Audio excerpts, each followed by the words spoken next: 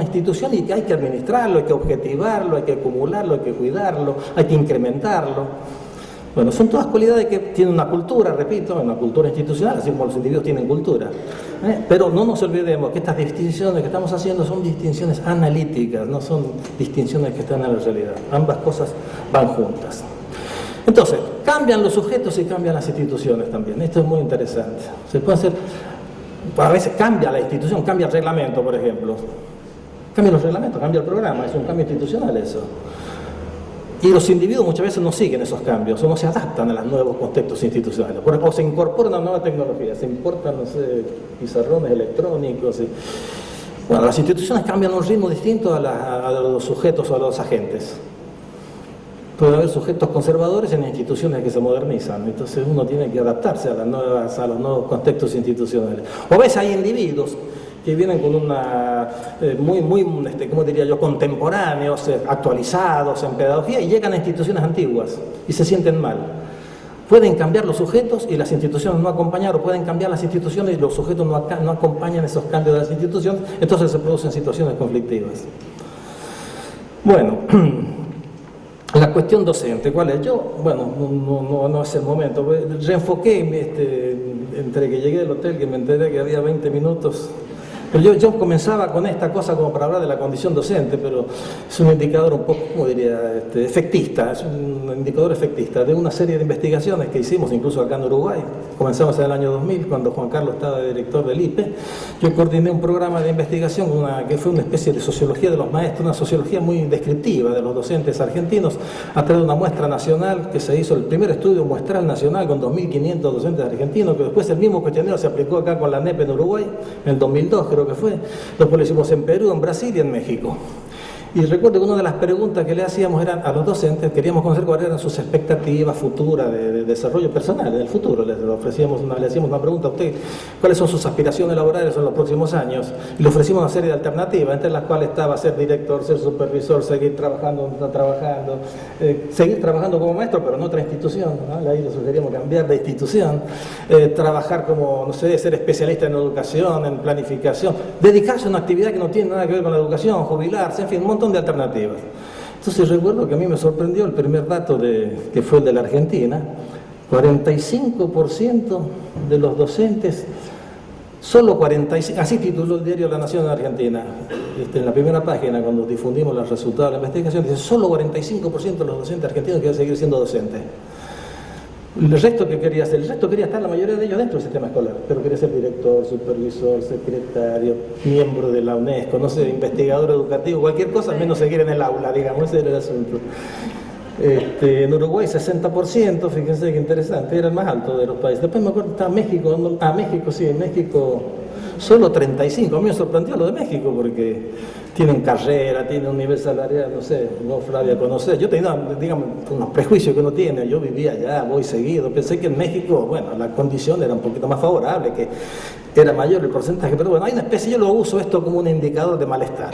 No tengo cifras comparativas, ustedes saben que en sociología todo es relativo, tendríamos que tener un estudio con abogados, con médicos, por ejemplo, le he preguntado a los médicos, a ver usted, ¿a qué aspiran en los próximos años? No creo que tan alto hubiera sido el porcentaje de gente que quiere dejar el consultorio o el quirófano, que todos quieran ser director de hospital, funcionario del Ministerio de Salud, no creo. Tengo la hipótesis que esto es particular, esta situación de insatisfacción es particular de este oficio, porque este es un oficio complejo. No me voy a detener. No me responde el... Allá está, sí. La primera vez sí, se portó bien, ahora ya no. Bueno. No, yo digo que dejémoslo, porque no me voy a guiar por esto, pero había una sí que me interesaba particularmente, pero vamos si lo logro mover después. Digo que entre las características que tiene este oficio, que la distinguen de otros oficios, es que, sintetizo en esta, hay muchas cualidades, todas juntas distinguen al oficio. Camina, así, tú seguí, a ver ya que lograste. Ahí está, déjamelo ahí. Gracias. Entre las características que son distintivas de este oficio, desde el punto de vista sociológico, es un oficio feminizado, tenemos una larga historia, hay oficios mucho más recientes. Licenciado en administración, un licenciado en publicidad, en comunicación, son nuevas. En cambio, esta es antigua, ojo que la antigüedad tiene su peso. Pero hay una que me parece, dos que son importantes, que nos particularizan a este oficio es que a nosotros, yo digo nosotros porque yo soy docente del año 71 en forma continuada en el nivel superior, en varios países, pero siempre he sido docente, un poco tiempo docente full time, pero yo siempre he tenido mi cátedra permanente. Entonces digo, nosotros los docentes tenemos que enfrentar un desafío profesional muy particular que nos distingue, por ejemplo, de los médicos. A nosotros nos cambian radicalmente los problemas que tenemos que resolver y en forma bastante acelerada. A veces los médicos se sienten como que uno los menosprecia. Digo, no, pero miren, ustedes, los médicos, está bien, también en el campo de la salud aparecen nuevas patologías. Pero el grueso del trabajo de un clínico, de un otorrino, de un especialista en cuestiones cardíacas, son siempre los mismos problemas. ¿Ellos qué hacen? Acumulan estrategias, tienen cada vez más recursos de diagnóstico y más recursos para intervenir sobre los mismos problemas. Nosotros nos cambian los problemas cotidianamente. La variedad de situaciones, la imprevisibilidad de las situaciones, la particularidad de las situaciones es terrible. Todos los días enfrentamos situaciones novedosas, fíjese, porque no hay cambio que ocurra en la sociedad que no se sienta en el aula, en la escuela. Para mí como sociólogo ha sido un privilegio y un lujo poder hacer sociología de la escuela, porque uno puede estudiar todos los grandes temas de la humanidad en la escuela. No hay transformación social que no se siente en la escuela. Cambios culturales, políticos, económicos, en la estructura social, pobreza, cultura, religión, todo se siente en la escuela. Y todo eso provoca. Nos cambian los alumnos, por ejemplo, nosotros. ¿Qué tiene que ver un chico de 15 años de hoy con un chico de 15 años de 20 años, cuando estábamos en el instituto formándonos como docentes? Muchas veces los hermanos de 20 no entienden a los hermanitos de 13. Un chico de 20 que tiene un hermano de 13, dice, yo no le entiendo su lenguaje, no sé qué piensa, la verdad que no le entiendo ni cómo se viste. O sea, que nos cambian los alumnos, fíjense ustedes. Y nos cambian el conocimiento, cambian todos los aparatos culturales. O sea, a nosotros nos cambian en forma muy acelerada los problemas que tenemos que resolver. Esto me parece que es muy importante. Y están cambiando ahora también los contextos institucionales en los que estamos trabajando. No voy a hacer acá un planteamiento micro, no tengo ni idea de cuáles son las transformaciones organizativas que ha vivido esta institución a lo largo de su larga y rica historia, pero existe todo uno de los grandes temas de discusión de política educativa, no sé si se lo ha planteado Juan Carlos esta mañana, o ayer, perdón, que es que hay todo un intento de transferir al campo de los sistemas de prestación de servicios públicos como salud, educación, los modos de gestión y de organización de la producción y el trabajo que se han desarrollado en el capitalismo contemporáneo. El capitalismo contemporáneo en su primera etapa adquirió una forma de organización que se conoció como fordista, taylorista, que era la contracara de la burocracia en el sector público. Estructuras jerárquicas, centralizadas, con división del trabajo entre los que planifican y diseñan nuevos productos y los que producen, con un sistema de vigilancia permanente, una frondosidad de reglas y normas. O sea, la ambición de la burocracia era que toda la acción humana, eso sí era estructuralismo, la acción humana tenía que ser el resultado de obediencia a normas. Todo lo que hay que hacer estaba escrito. Llega el director, no tomaba decisiones autónomas y libres. Llegó tarde un profesor, usted no tiene que decidir usted agarra, mira el reglamento, sabe, si llega tarde 15 minutos la primera vez, apercibimiento, te explico un apercibimiento. Actuar significaba aplicar reglas, ¿no? ¿Se entiende? O sea, este era el modelo ideal típico que presidió la primera etapa de desarrollo de la producción capitalista, y en el Estado también, en el Estado capitalista moderno, los sistemas de prestación de servicios sociales, el propio Estado, el registro civil, las Fuerzas Armadas, la escuela, aquí tenía esta forma de organización. Hoy en día, en las empresas más dinámicas del capitalismo contemporáneo, hoy en día se habla de que existen instituciones postburocráticas. Algunos hablan de organizaciones inteligentes, en fin, no ha habido un nombre tan exitoso como el que Max Weber, que es uno de los padres fundadores de la sociología, le puso a esa forma de organización que él llamó burocrática. Yo la llamo postburocrática por decir, bueno, no son burocráticas, son organizaciones postburocráticas que tienen características totalmente distintas. Son organizaciones chatas.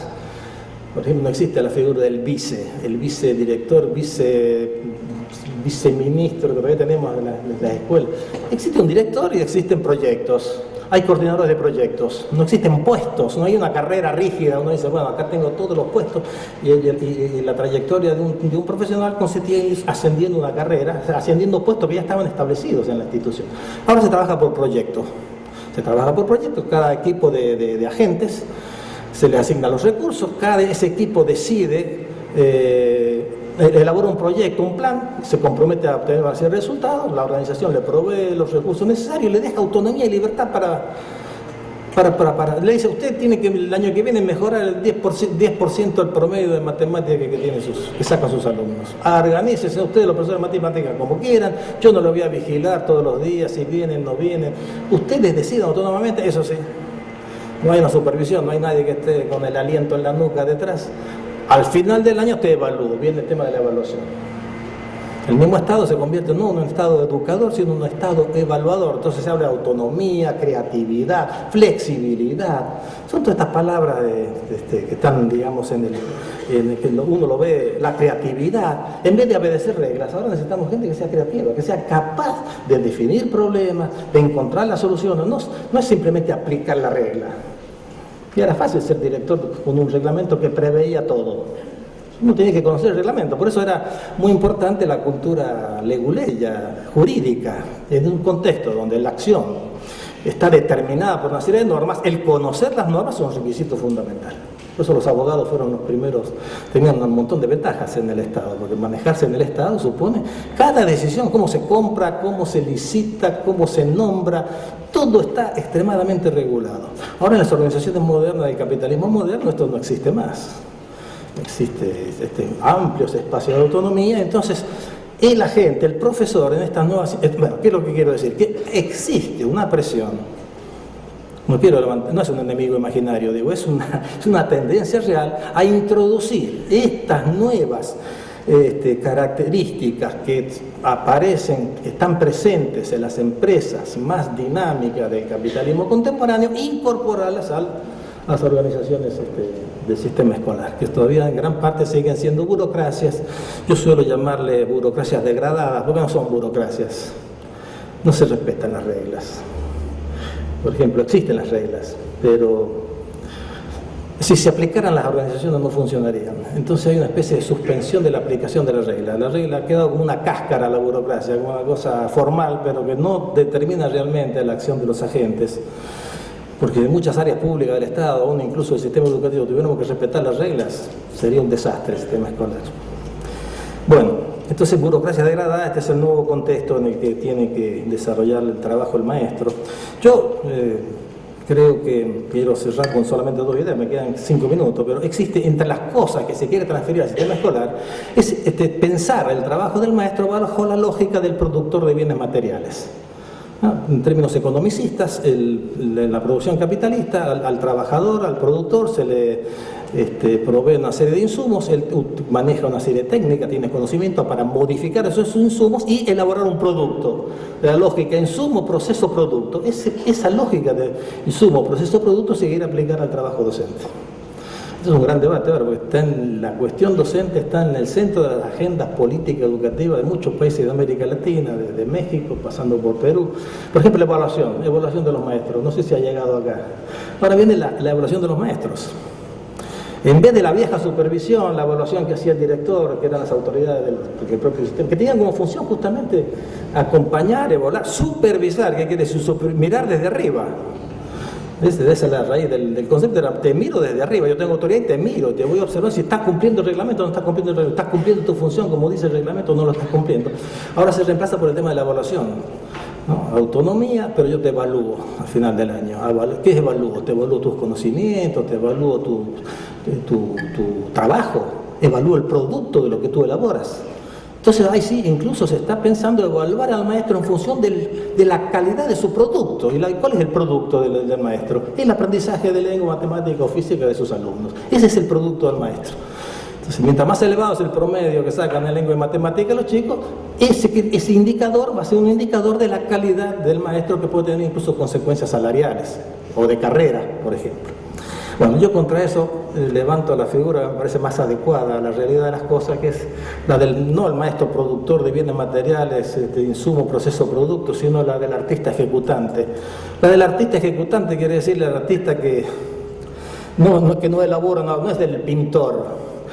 La performance, el artista que hace una performance, el pianista, por ejemplo, que da un concierto, el actor de teatro que presenta una obra de teatro.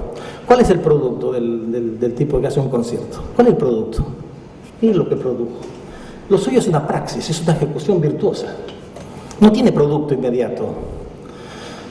Si uno dijera, bueno, ¿cuál fue el producto? A ver, voy a medir cuánta satisfacción, ¿qué es lo que produjo el orador? Un sacerdote que da un sermón, un buen sermón. Que vamos a medir la cantidad de convicción que produjo, una buena clase que logró, la cantidad de interés que logró despertar un maestro, cuánta curiosidad logró. Es muy difícil evaluar el producto. Además, muchos de los productos o efectos que puede tener una ejecución virtuosa, uno los descubre a lo largo de la vida, muchos años después. Yo recién ahora valoro ciertas clases que me dieron mis profesores en secundario, en aquel momento yo los criticaba y ahora digo, caray, qué importante que fue para mí el efecto lo veo ahora yo de muchos trabajos pedagógicos que hicieron sobrevivir muchos de mis maestros. O sea, es una cosa muy particular. Creo que como paradigma prefiero la del artista ejecutante al del productor. Entonces, fíjense, la característica del artista ejecutante es que su práctica no es un fin en sí mismo. Es la ejecución en sí misma. Esa es la finalidad. No hay un producto, es un fin en sí misma. Exige, fíjese qué interesante, y aquí también ustedes somos todos maestros acá, exige la cooperación del otro. El artista en el escenario exige la cooperación de un público. Es una ejecución que se realiza con un público y el público no es simplemente un mero espectador, aun cuando estemos callados.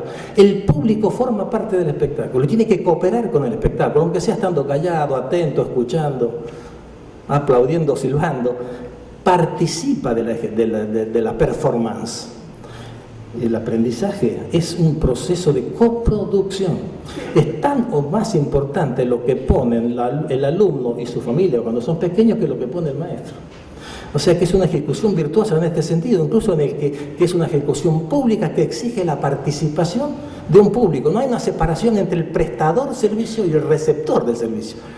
Se equivoca el padre de familia que cree que manda a un hijo a la escuela para que lo eduque y compra el conocimiento. El conocimiento no se compra hecho. El conocimiento se coproduce en un equipo de coproducción donde es tan importante lo que hace el aprendiz como lo que hace el maestro.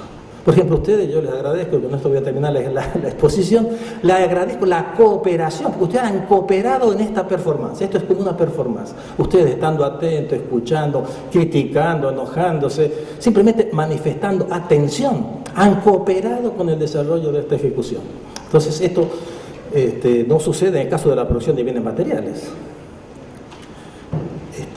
Por ejemplo, la arcilla yo la compro hecha, este suéter yo lo compré hecho. Yo no puedo decir que mi conocimiento pobre, rico, conocimiento sociológico, yo lo compré, me lo dio la facultad o me lo dieron los profesores. No, yo tuve que contribuir con mi propio aprendizaje, sin mi contribución. Sin la contribución del aprendiz no hay aprendizaje.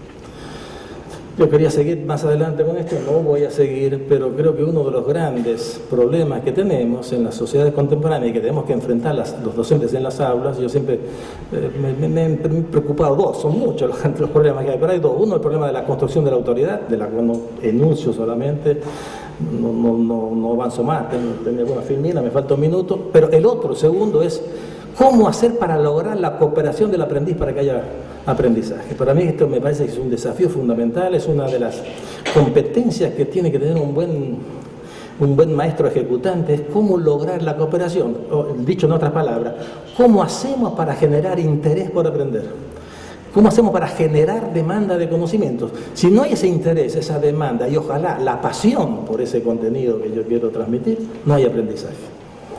Ahora, el maestro puede tomar dos actitudes frente a esto, el profesor. Decir, bueno, el interés es un problema del alumno y su familia, yo no tengo nada que ver.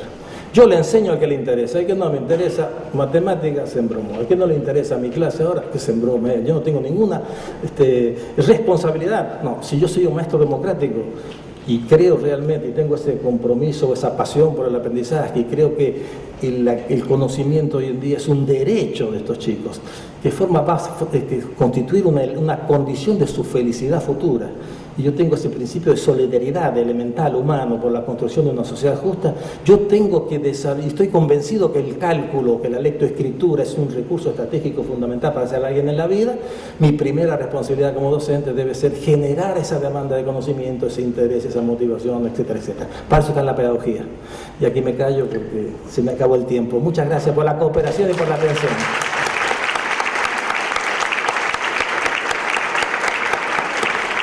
Bueno, lamentamos que el tiempo sea escaso, pero seguramente la cantidad de ideas acá vertidas por el licenciado Emilio Tenti Fanfani nos han dejado pensando y van a ser varias las preguntas que seguramente te haremos.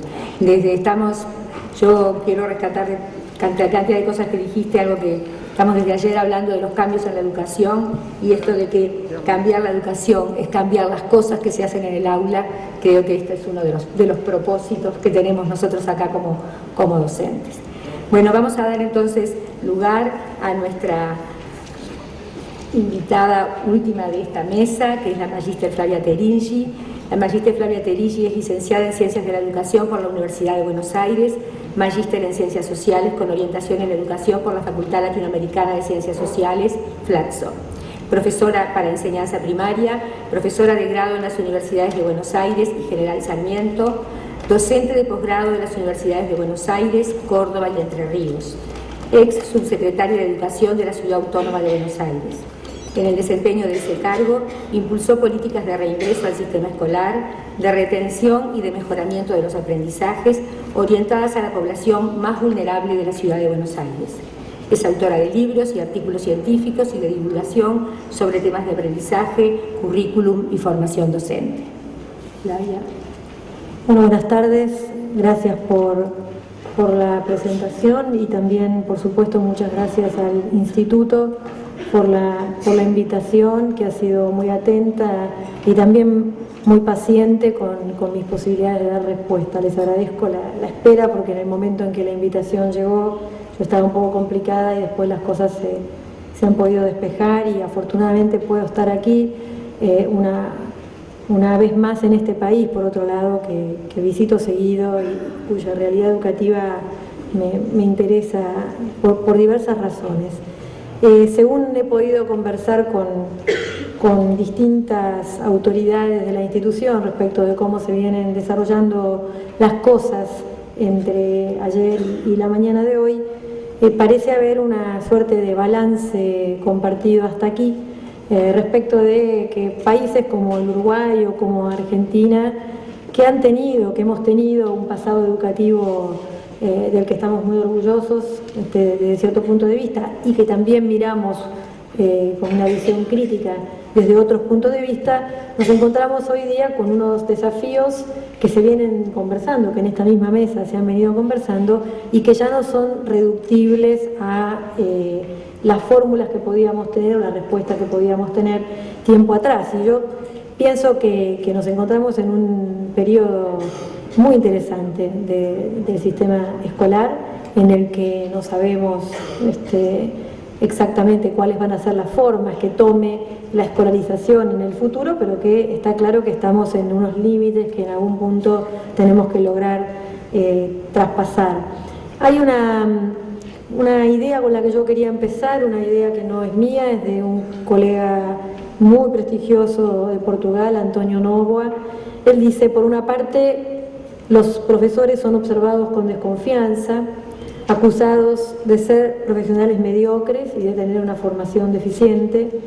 Por otra, son bombardeados con una retórica cada vez más abundante que los considera elementos esenciales para la mejora de la calidad de la enseñanza y para el progreso social y cultural. Me parece que todos los que nos movemos directa o indirectamente alrededor del sistema educativo podemos compartir esta vivencia, ¿no? Por un lado, una fuerte crítica a la profesión, una crítica que en muchos casos tiene fundamentos muy valederos, y por otro lado, una apelación a lo que los docentes podríamos llegar a hacer para transformar lo educativo, con una cierta idea además de que la transformación del sistema escolar podría ser la base para cimentar una cierta transformación social. En esa tensión, diría Noboa, se mueve hoy día el docente, el maestro, el profesor, la profesora, en una tensión en la que hay que discutir algunos términos. Algunas de las cuestiones yo las voy a plantear hoy, en otras me voy a detener mucho más mañana en oportunidad de la conferencia del mediodía. Lo que puse en pantalla es un enunciado básico sobre la enseñanza, uno de muchos que uno podría recoger, yo lo recogí de dos autores muy reconocidos en el campo de la didáctica, que son particularmente el primero, Fenstermacher y Soltis, un enunciado básico sobre la enseñanza que tiene ahí una suerte de fórmula compuesta por un docente, un estudiante.